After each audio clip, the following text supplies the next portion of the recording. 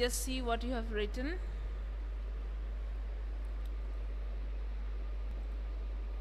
Chat box. Okay. So the paper was easy. I hope everyone will be scoring at least above 15.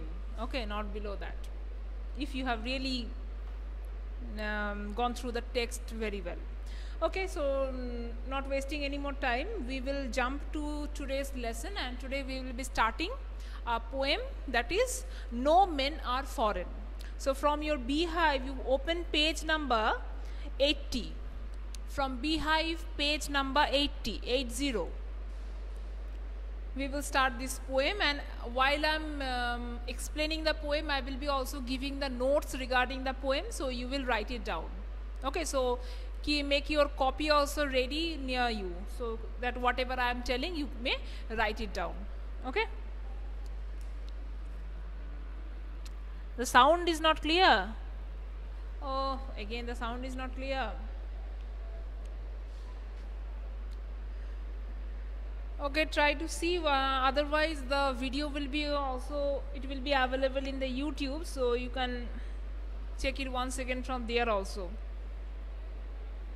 Okay, let us start. So, no men are foreign.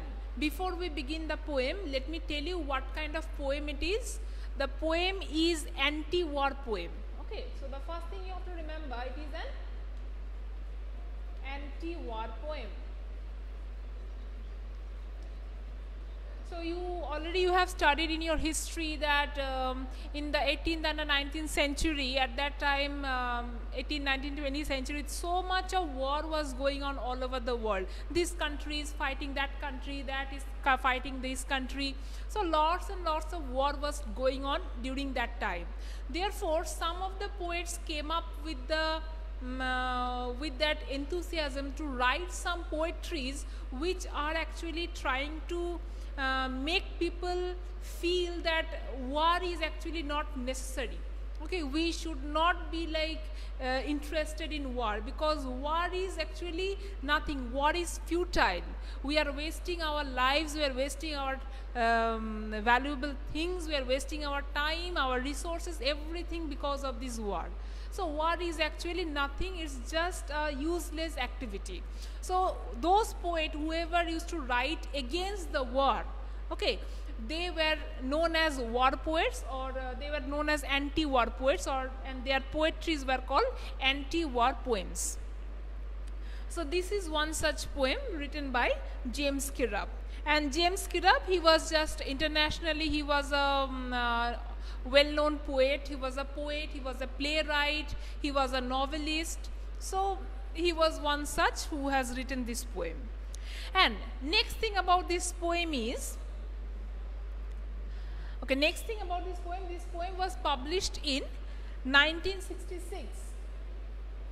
1966, so 1966 means already the First World War was over and the Second World War was just in that time. The influence was going on, like almost over. Okay, so that is why he has written, because by that time the people, they have started hating each other, means people started hating the other nation who they consider to be their enemy. They were having that enemy feeling, that this country is my enemy, so whoever belongs to that country is my enemy. So they were having that kind of sentiment. So the poet is trying to break that sentiment. The poet is trying to establish a different theme. What is the theme? The poet is trying to establish universal brotherhood. The poet is trying to tell, we all are not enemies, we all are brothers, we all are same, we are all the children of the God, we all are human beings. Okay, we all are brothers and sisters, we are not different, we are not enemies. So that is what poet is trying to tell in this poem, that is universal brotherhood. Universal brotherhood, this you can also tell unifying mankind.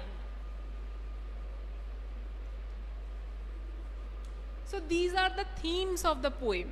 Okay, the poem is based on these three themes. That is, it is first of all an anti-war poem.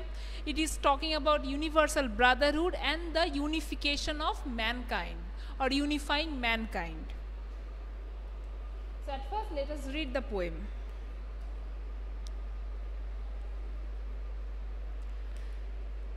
Remember, no men are strange, no country is foreign. Beneath all uniform, a single body breathes like ours. The land our brothers walk upon is earth like this, in which we all shall lie. They too, aware of sun and air and water, are fed by peaceful harvest, by wars long winter starved. Their hands are ours, and in their lines we read a labor not different from our own. Remember, they have eyes like ours that wake or sleep, and strength that can be won and by love. In every land is common life, all that can recognize and understand. Let us remember, whenever we are told to hate our brothers, it is ourselves that we shall dispose, betray, condemn. Remember, we who arms against each other, it is the human earth that we defile. Our hells of fire and dust outrage the innocence of air that is everywhere our own. Remember, no men are foreign and no country is strange. So you see, while reading the poem, what are you getting about the tone of the poem? What is the tone of the poem? The poet is trying to warn us. The poet is trying to constantly, repeatedly, the poet is telling, remember, remember, remember. Remember means what? Like, the poet is trying to hit our consciousness, that we need to feel. We need to feel that the poet is trying to warn us. The poet is trying to show us a different perspective. We don't know anything. We are just keep on fighting with each other. Now the poet is trying to say that remember who you are. Remember what is this. Remember that. So the poet is constantly trying to mold us, mold our mind. So see, in the beginning stanza, the poet is telling, remember, no men are strange, no country is foreign. The very first title of the poem, that no men are strange, no country is foreign, means nobody is a stranger. A stranger means someone who is unknown to us, someone who is different. Okay, so no one is strange, no one is a stranger. No countries are actually foreign. We talk that this is our country, India. Whatever the other country around India or a little bit away from India, those are all foreign countries. But actually, the poet is trying to say there is nothing which we can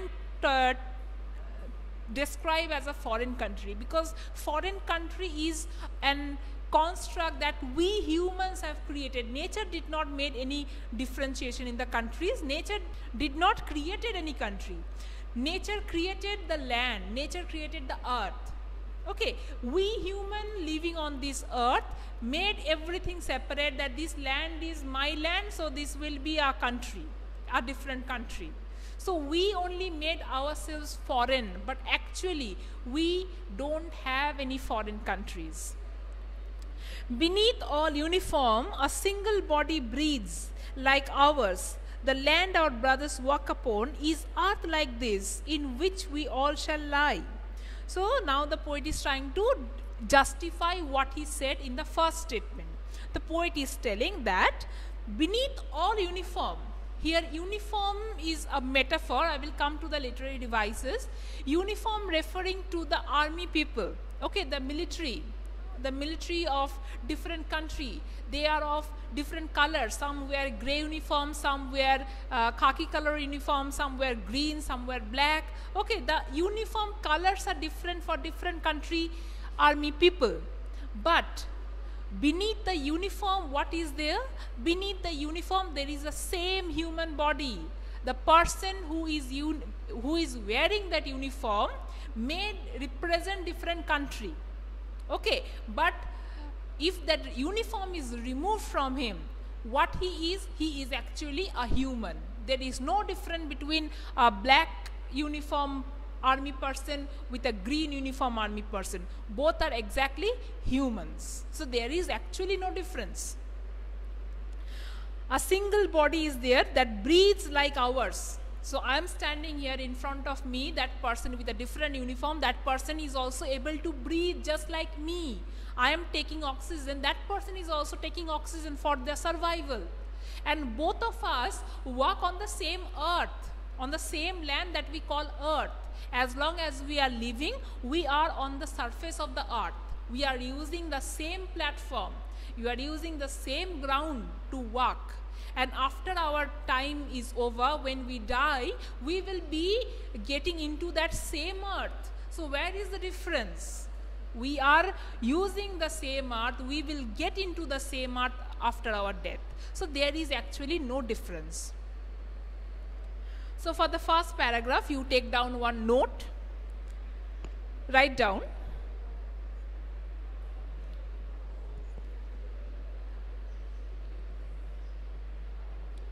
Voice is not clear. Voice is not clear. Okay, I'm trying to fix the voice problem.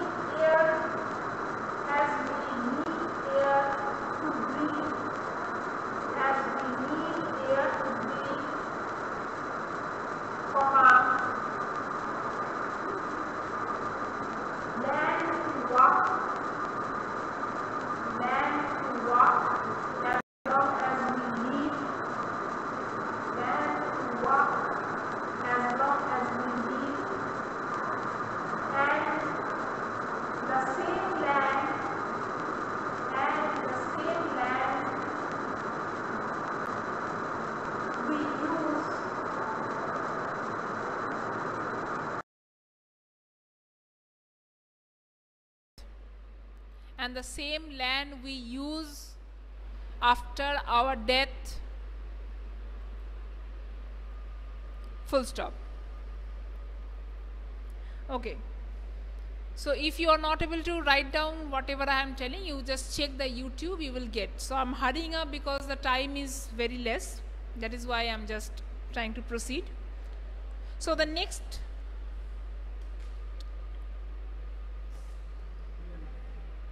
Okay, fine. So the next is the next stanza. Let me explain. They too, aware of sun and air and water, are fed by peaceful harvest, by war's long winter starved. Their hands are ours, and in their lines we read a labor not different from our own. Now the poet is again going further explanation. He is trying to compare, and he is trying to compare in such a way so that we will realize that we are actually doing the same thing. We are not different. Now, what is the second point? He is telling that the sun, the air, the water. The sun, the air, the water. For us, the sun, the air, the water is of what use? We use the sun to grow our crops, to warm ourselves. Okay, we use the sun as a light. We have different other purposes with the sun. In the same way, the people of the other country, they also use the sun in the similar manner. There is nothing different. Okay, as we need sun to grow our crops, they also need sun to grow their crops, and the sun is the same sun. Okay, same in the similar way, the water and the air. We need water and air also for our living. In the same way, they also need that air and that water for their living. So all these natural elements, the sun, the air, the water, the rocks, the mountains, the grass, everything nature is providing us as well as them. So they are also human, they also need it in their way, we also need it in our way. But our ways are all same. But there is only one difference, that is that country people are living in the other side of the boundary and we are living in the other side of the boundary. So the boundary which is human made, that human made boundary is creating all the difference, but actually there is no difference. Then he is telling that they are all fed by peaceful harvest. Peaceful harvest means whenever there is no war, whenever there is kind of peaceful environment, okay, no war is going on. No war means peaceful time. So in the peaceful time, we people, we get a good harvest because we put all our labor, all our time and energy into making crops. Okay, we do the agriculture, and when we really focus on the agriculture comes out very well. It gives a very good product. So in that way, we reap good harvest in peaceful time. We also do in the same way, they also do. Means if they are also not involved in war, if they are also having a peaceful time, they will also get the same peaceful harvest that we get. Fine? Next, by war's long winter starved. Next he is telling that in the same way, when the war is happening, whether here with us if the war is happening or with them the war is happening, if the situation is about war, if there is a war-like condition, then they will starve. You have already studied in your history that how because of the war, when the war is going on, people have to suffer. They actually gets less food supply, so they remain hungry. They don't get the sufficient supply of food, because how it will happen? Nobody is there to do the agriculture, the cropping properly. So obviously the supply of the food grains will be less. So in that case, all of us will have to be hungry. We won't get the sufficient food that we need if there is a war. In the same way, if there is a severe winter, if there is a severe cold winter, then also the crops won't grow. And that will affect both of us in the same way. They will also not get crops, we will also not get crops. So we suffer in the same way, we enjoy in the same way. So what is the difference? Next, their hands are ours, and in their lines we read a labor not different from our own. So for work, what do we use? We use our hands. The way we use our hand to do our work, they use their hand to do their work. Means both of us use the hands to do the work in the same way. Okay, and the labor, the quality of labor that they produce, we also do the same. That which is beyond, which is within the human capacity, we can produce that amount of labor, they can also produce that amount of labor. Labor means work. Okay, so nothing is different, everything is same. Next he is telling, remember, they have eyes like ours that wake or sleep, and strength that can be won by love. In every land is common life that all can recognize and understand. So again he is highlighting on the word remember. Again something else to remember. What remember? Remember that we all are having the same eyes. Okay, with our eyes we see. They also see with their eyes. And when these eyes are open, we are awake. For them also the same. When their eyes are open, they are also awake. When we close our eyes, we either take rest or we sleep. For them also the same. If they close their eyes, they also are either taking rest or they are sleeping. So our activities are also same. Our activities of our eyes are also same. And strength that can be won by love.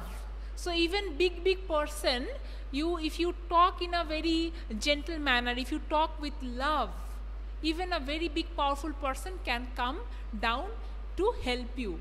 Okay, so a big thing can be won by love.